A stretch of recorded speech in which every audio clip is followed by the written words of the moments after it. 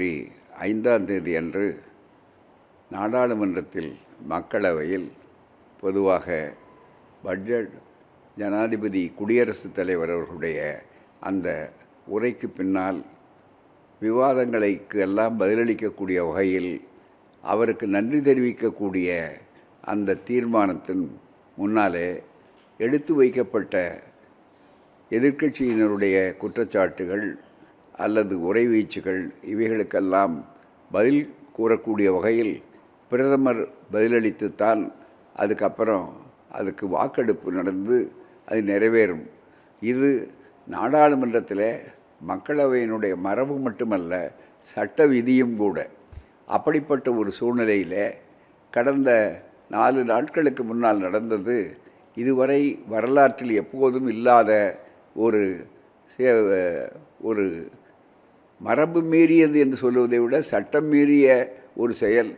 அதுவும் சபையினுடைய உரிமைகளை காக்க வேண்டிய ஒரு பெரிய பொறுப்பிலே இருக்கிற ஒரு சபாநாயகர் அவர்கள் அந்த நிலையிலே திடீரென்று ஒரு குண்டை தூக்கி போட்டதைப் போல உலகமே அதிர்ச்சி அடையக்கூடிய வகையில் பிரதமரை நான் தான் கேட்டுக்கொண்டேன், நீங்கள் இந்த அவைக்கு வந்து பதிலளிக்க வேண்டாம், ஏனென்றால் உங்களுக்கு மிகப்பெரிய உயிருக்கு ஆபத்து இருக்கிறது என்று சொன்னேன், அதற்கு தகவல் இருக்கிறது என்றெல்லாம் சொல்லி விளக்கம் சொன்னது இருக்கிறத.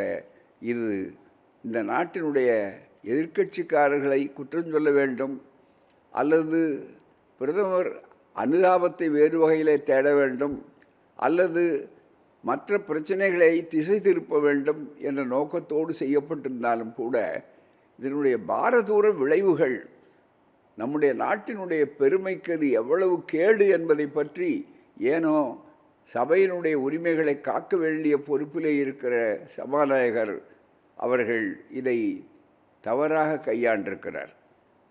நிச்சயமாக உலகம் முழுவதும் இந்த செய்தி சென்று கொண்டிருக்கிறது. நாடாளுமன்றத்திலேயே ஒரு பிரதமருக்கு பாதுகாப்பு இல்லாத ஒரு பெரிய சூழ்நிலை ஏற்பட்டு விட்டது போன்ற ஒரு பயங்கரமான ஒரு நடத்தையை சித்தரிக்கிறார்கள்.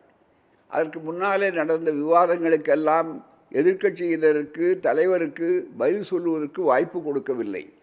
அதற்காக வெளியிலே எல்லாம் வந்திருக்கிறார்கள். அப்படிப்பட்ட சூழ்நிலையில் அவர் எடுத்து வைத்த வாதங்கள் சீனத்திலே இருக்கக்கூடிய அதை பற்றி ஒரு தளபதி, இராணுவ தளபதி சொல்லுகிறாரே, புத்தகம் எழுதுகிறாரே என்றெல்லாம் சொல்லியிருக்கிறார்.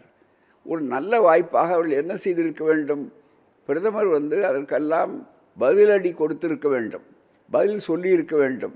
ஆனால் அதை செய்ய தவறிவிட்டு என்ன செய்திருக்கிறார்னு சொன்னால், முழுக்க வரவேண்டாம் என்று நானேன்னு சொல்லிவிட்டேன். காரணம், அவருக்கு எதிராக மிகப்பெரிய ஒரு ஆபத்தான திட்டம் தீட்டப்பட்டிருக்கிறது உயிருக்கு எதிராக என்று சொல்வது இருக்கிறதே, அது நம்முடைய ஜனநாயகத்துக்கு பெருமை அல்ல, பாராளுமன்ற வரலாற்றிலும் அது எடுபடக்கூடியதல்ல. இதை பற்றி இன்றைக்கு கூட ஒரு பிரபல நாளேடு ஒரு தலையங்கம் எழுதியிருக்கிறது. அதை அவர்கள் கடைசியாக குறிப்பிடுகிற வாக்கியங்கள் மிக முக்கியமானது. அதில் சொல்லுகிறார்கள், ஒரு நல்ல வாய்ப்பு, எதிர்க்கட்சி தலைவரும் எதிர்க்கட்சியினரும் கூறியவர்களெல்லாம் உண்மைக்கு மாறானது என்று அவர்கள் மறுக்கக்கூடிய நல்ல வாய்ப்பை அவர்கள் இழந்து விட்டார் என்பது மட்டுமல்ல, அவர்கள் சொன்னது சரி என்று ஏற்றுக்கொள்ளக்கூடிய அளவிற்குத்தான் நிலைமை இந்த விளக்கம் மூலமாக இப்படி அவர் வராதன் மூலமாக. வராதற்கு காரணம் இன்னும் மிக முக்கியம்.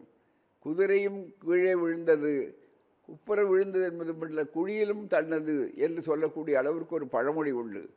அதை கூடவே இருந்து குழியிலும் விழுந்தது என்று. அது மாதிரி இந்த குதிரையை கீழே தள்ளியது போல சபாநாயகருடைய அந்த விளக்கம் இருக்கிறத, அது பெருமைக்குரியதல்ல. சபாநாயகர் என்பவர் சபையினுடைய உரிமைகளை பாதுகாக்க வேண்டியவர். அவருடைய கடமையை அதிகம் பேசாத நிலையில் அவர் இருப்பதற்கு ஒரு விளக்கம் சொன்னார்கள் அரசியல் சட்ட நிபுணர்கள்.